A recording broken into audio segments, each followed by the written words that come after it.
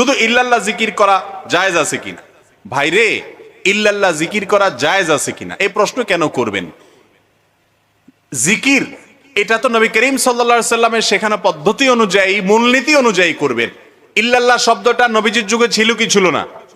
নবী করিম সাল্লাল্লাহু আলাইহি সাল্লামের যুগে ইল্লাল্লাহ এই শব্দটা আছিল না আছিল না? লা ইলাহা ইল্লাল্লাহর মধ্যে ইল্লাল্লাহ আছে না? তো নবীজি সাল্লাল্লাহু আলাইহি সাল্লাম লা ইলাহা ইল্লাল্লাহ বলেন নাই? তার মধ্যে ইল্লাল্লাহ আছে না? তিনি ইল্লাল্লাহকে আলাদা করে কোন জিকির করেছেন বলে কোনো হাদিস পাওয়া যায় না। তো নবী করিম সাল্লাল্লাহু আলাইহি সাল্লাম লা ইলাহা ইল্লাল্লাহ পুরাটাকে একসাথে করে জিকির করছেন, আপনি আলাদা করার দরকার কি পড়ছে আপনার? আমি কি বুঝাইতে পারছি?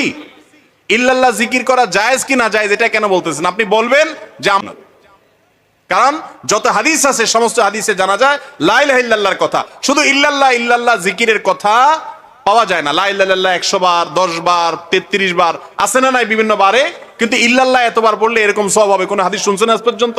কোন জাল হাদিসে শুনছেন নাই? তো ইবাদতের ক্ষেত্রে হাদিস দেখবেন, জায়েজ খুঁজবেন না।